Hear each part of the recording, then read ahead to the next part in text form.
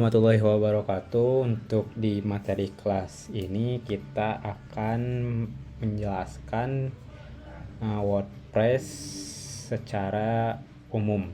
Nah, mungkin teman-teman di sini pasti pernah mendengar WordPress atau framework lain seperti framework Laravel, Golang dan lain-lainnya. Nah, untuk di video kali ini kita akan menjelaskan WordPress yang sangat powerful. Apa itu WordPress? WordPress adalah sistem manajemen konten atau CMS yang open source dan mudah digunakan, yang memungkinkan siapa saja membuat dan mengelola situs website dengan relatif mudah. Saking populer dan efektifnya, hampir dari 43% dari website di dunia yaitu menggunakan framework WordPress yang serbaguna, dan WordPress ini bisa digunakan mulai dari blogger individu atau perusahaan-perusahaan besar. Nah, untuk secara garis besar dari penjelasan yang tadi adalah WordPress adalah CMS open source yang sangat populer dan efektif, digunakan oleh 43 website di seluruh dunia, dan membuktikan seberapa powerfulnya WordPress itu sendiri, dan dapat dibangun oleh individu atau perusahaan besar. Untuk kelebihan dari WordPress itu sendiri, yang pertama ada gratis dan open source. WordPress sendiri adalah perangkat lunak yang gratis dan dapat digunakan tanpa bayar, menggunakan softwarenya.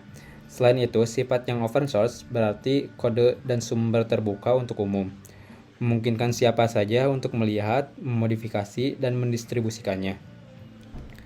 Yang kedua itu adalah user friendly, dan untuk teman-teman yang tidak ada latar belakang IT atau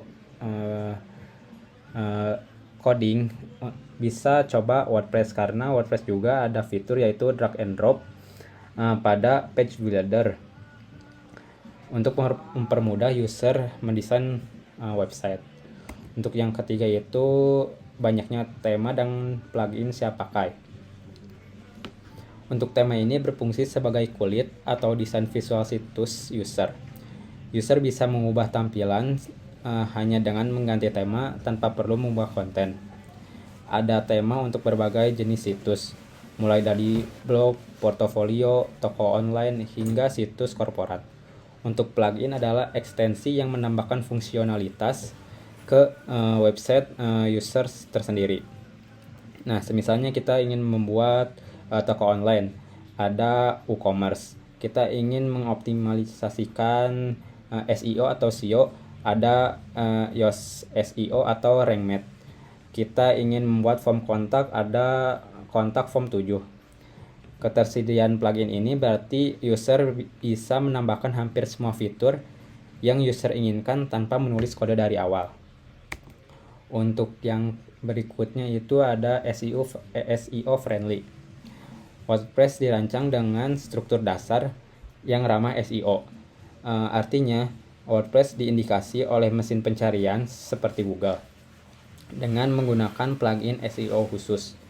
User dapat dengan mudah mengoptimalkan setiap halaman dan postingan user dengan kata kunci, meta deskripsi, dan elemen SEO lainnya. Untuk yang terakhir itu WordPress komunitasnya sangat besar dan banyak sekali tutorial-tutorial di kanal-kanal YouTube atau di kelas-kelas khusus WordPress. Untuk berikutnya perbedaan WordPress.org dan WordPress.com.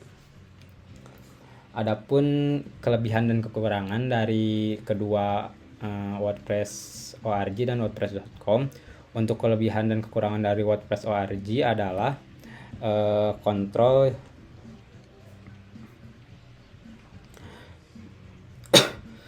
penuh. Jadi user memiliki kontrol penuh atas setiap aspek website user itu sendiri, mulai dari desain, fungsionalitas, hingga data. Untuk Kustomisasi tanpa batas, monetisasi penuh. Jadi user bebas memasang iklan pihak ketiga seperti Google Ads, menjalankan toko online atau metode monetisasi lainnya.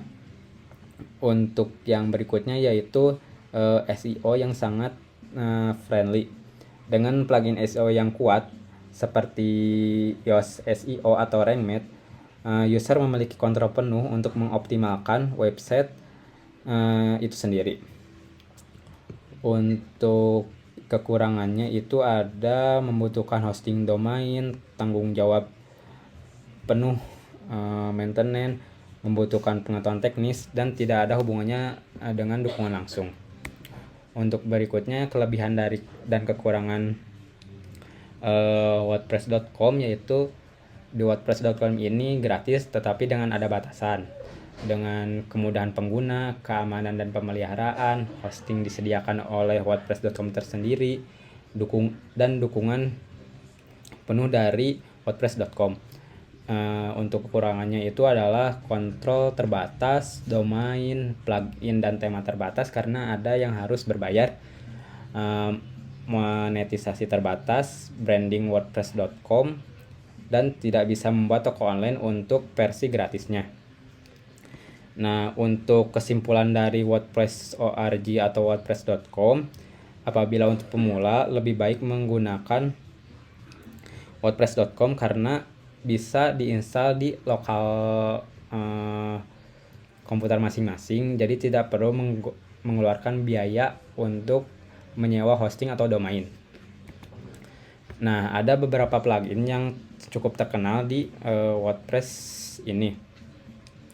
Yang pertama itu Yoast SEO, yaitu mengoptimalkan konten situs user untuk mesin pencari. Kenapa bisa terkenal? Karena kunci untuk mendapatkan traffic organik dari Google dan pencarian lainnya.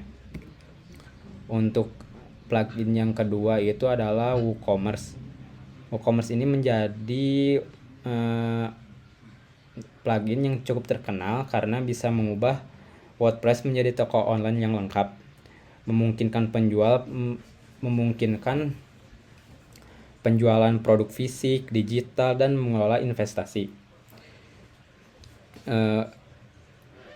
Plugin WooCommerce ini terkenal karena solusi e-commerce paling populer dan fleksibel di WordPress. Yang berikutnya itu Elementor. Jadi setiap user memungkinkan mendesain tata letak halaman yang kompleks dan menarik secara visual dengan sistem drag and drop tanpa perlu coding dengan menggunakan plugin Elementor. Untuk yang berikutnya itu WP Supercharge, yaitu meningkatkan kecepatan loading situs user dengan membuat dan menyajikan visual chat atau statik dari halaman user kepada pengunjung.